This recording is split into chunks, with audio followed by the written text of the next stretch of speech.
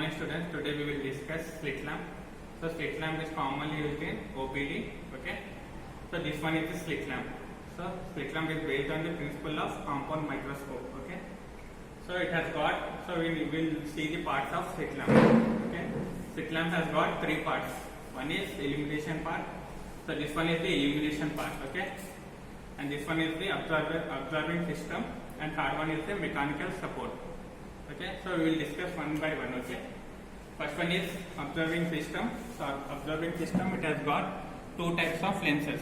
One is convex lenses. This is plus 22 objective lens. Okay, and this one, these both are eyepieces. So these eyepieces are 10 diopters of power. It has got 10 diopters of power. So these two are eyepieces, and this one is the objective lens. So objective lens 20 diopters of power.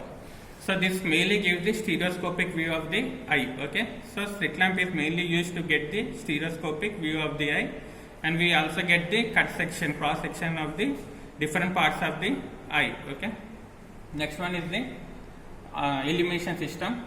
So illumination system, it has got light bulb. So in observing system, we have got focusing points, powers. So here are some readings which we need to adjust this reading according to the power of the refractive power. Okay. So this is one is the illumination system.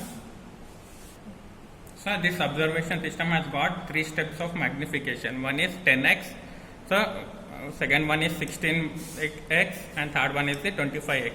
So we can adjust this magnification based on the tissue we need to check. Okay.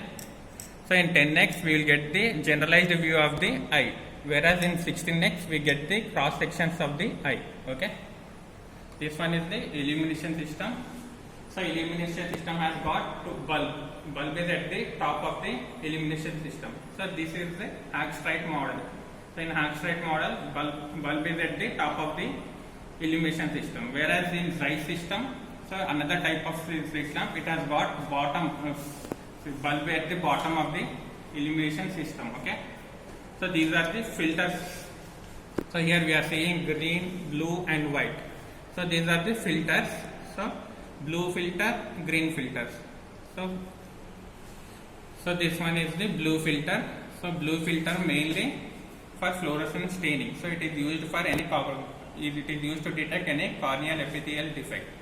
Whereas this one is the green filter. So green filter is mainly used to detect any hemorrhages. Okay, if you want to find small hemorrhages like dot hemorrhages, we need to see under green filters.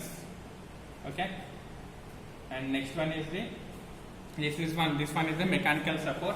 So illumination system we can adjust the angle. So it has got different types of angles: 0 degrees, 30 degrees, so 60 degrees. So we can adjust this illumination system depending upon the angle. Okay, now it is in 30 degrees. Okay, so illumination and the observation system is at 30 degrees. This is 0 degrees. So they both are in parallel. Okay, now observation system and illumination systems are at 30 degrees to each other. Okay, this is the mechanical support. So mechanical support, it has got three parts again. So this one is the chin rest, and this one is the headband, and third one is the joystick. This one is joystick. So joystick is used for to and fro movements. So this one is the to and fro movements, and we can move up and down. So we need to rotate the joystick to move up and down. Okay. So this one is the headrest, and this one is the headband. Okay.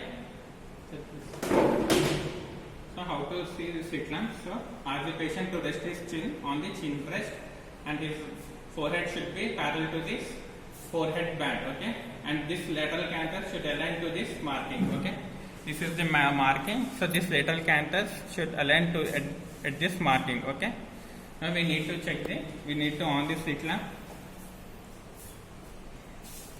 So we need to go to white filter. So this is white filter. Now I am illuminating. This is diffuse type of illumination. So this is diffuse illumination, and the magnification is 10x. So we need to adjust magnification at 10x. Now we are seeing. Now we should see through this eyepiece. Okay. So this is the observing system. Okay. Now I am able to appreciate the cornea, eyelids, conjunctiva, iris and the lens. This will give the gross section of the eyeball. Okay. Next we need to go to, this is diffuse illumination, diffuse direct illumination. So where the illumination is diffuse. Now we are going to focal illumination. So this one is the focal illumination, where the width of the slit beam is decreased. Okay, where the width of the slit beam is decreased. Now we are seeing the cross section of the cornea. Okay, so here the width of the beam is decreased. Now I am seeing the sections of the cornea, and I am seeing the anterior chamber depth, and I am seeing the section of the lens. So this slit lamp is mainly used to see the anterior segment of the eyeball. So anterior segment of the eyeball mainly consists of cornea, anterior chamber, iris, lens. Okay, anterior surface of the lens and the posterior surface of the lens. So this is direct illumination, whereas when we put the illumination and observation system in parallel, we will get the retroillumination. Okay, retroillumination is nothing but the reflex of light from the fundus. So this is retroillumination, where the reflex is seen from coming from the retina. Okay, stop. So again, slit lamp has got Goldman applanation mounted with Goldman applanation tonometer. Okay, this Goldman applanation tonometer mainly measures the intraocular pressure. So this is the gold standard test for measuring the intraocular pressure. Okay, this is brief about slit lamp. We will discuss illumination system in other.